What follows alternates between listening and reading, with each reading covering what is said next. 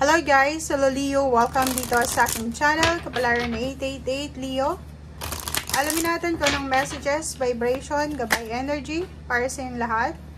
Ito ay 2 weeks reading para sa lahat ng Leo friends natin na nanonood. Okay, Leo. Tingnan natin kung anong messages, vibration, energy ng baraha para sa iyo.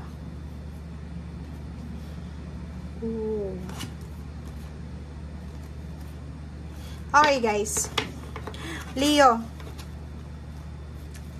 meron ka ditong fragmented energy, okay? Nangangailangan ka ng balanse sa usaping pera.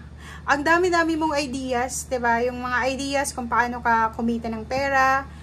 If business person ka, may business ka ba or kung ano man tong pinagkakakitaan mo, marami kang ideas, inspiration kung paano kakikita ng pera, kung paano ka magsisimula ng business or kano pa man.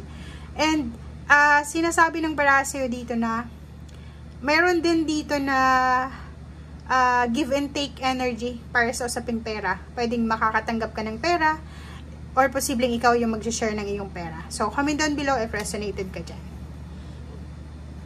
Next natin is number 2, family. Ang galing na ito kasi mga bata to, Leo. Nakikita natin na sobrang peaceful, sobrang masaya. Is a good news para sa pamilya. Yung source of happiness mo is pamilya mo. So, mas lalo kang magiging masaya kasi maraming mga magagandang balita tungkol sa anak mo. If ever may anak ka na nasa malayong lugar or malapit lang, meron silang kumbaga good news na ibabalita sa'yo.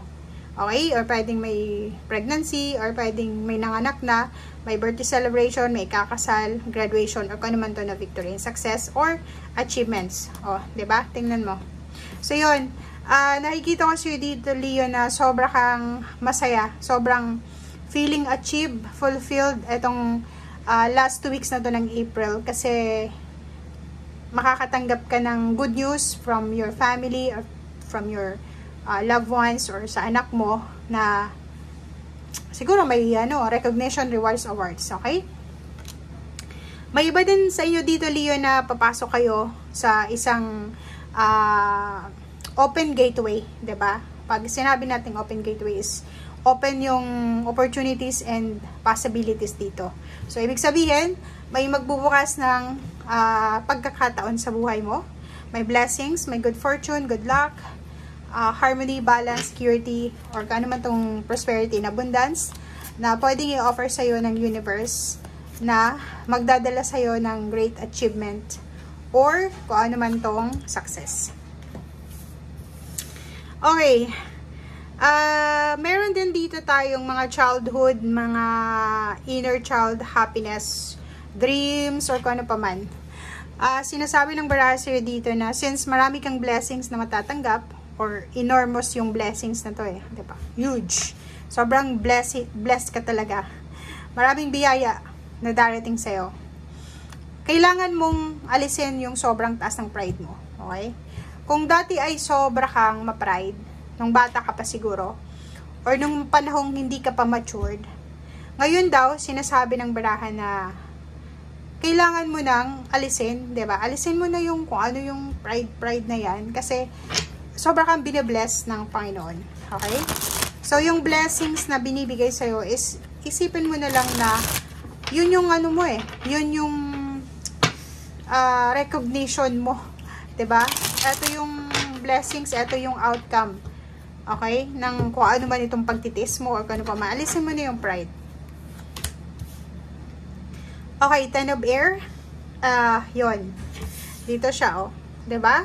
Kasasabi ko lang sa'yo, may mga endings of pain, heartaches, or any mga bad relationship issues or kano pa man, or mga issue na kailangan ng iwan natin sa past, 'di ba? So may mga relationship reconciliation, recovery ng relationship, renewal, freedom, or kano pa man siya. Nakikita din natin dito na if ever man may mga problema kayo financial, ang last 2 weeks na to ng April is may renewal ka, recovery. Mare-recover mo kung ano yung nawala sa yung pera, or parang magsisimula ka ulit para magtipid, or in control ka ngayon sa last 2 weeks na to ng April sa usaping pera. Oh, dito siya, 'di ba? So, itong 9 of air is yung negativity, yung worries, yung sleepless nights, yung overthinking na yan, makaka-recover ka na yan. So, wala na dito yon. Makakatulog ka ng maayos kasi tapos na. Okay. So, yun din. Maraming blessings, maraming biyaya, maraming pagpapala ang darating sa'yo. And marami ka din na ma-realize sa buhay mo, 'di ba? Na ma-realize mo na if mabuti ka talagang tao, i-bless ka talaga ng Panginoon. Kahit dumaan pa lahat ng bagyo sa buhay mo, i-bless at i-bless ka pa rin ng Panginoon. Okay? So nakikita natin dito na sobra-sobrang inspiration, sobra-sobrang sipag ang mararamdaman mo this last 2 weeks ng April. Nakafocus ka sa kung ano yung ginagawa mo, like focus ka sa business mo, focus ka sa trabaho mo, focus ka sa relationship, or focus ka sa kung ano man tong detalye na kailangan mo. Yung iba sa inyo dito, nag-iisip sila, especially yung Leo, nag-iisip silang magbalik eskwela sa susunod na pasukan. And yun, punong-puno ng contentment, freedom, financial freedom to eh, 'di ba? So parang napipredict mo na dito, 'di ba? Napipredict mo na, Leo, na parating na yung pera, parating na yung success, yung lump sum, parating na yung biyaya. Ito na yung matagal ko, parang gano'n, sa wakas nakuha ko rin, sa wakas darating na rin. So parang nagbibilang ka na lang ng oras para makuha mo yung lump sum or yung pera or yung recognition, yung rewards, awards, or kano pa man. So yun, mararamdaman mo din na lahat ng pagod mo, lahat ng pagsisikap mo, lahat ng sakripisyo mo ay may katumbas. Diba? So, parang ito na yung result, ito na yung outcome ng ginawa mo. Okay?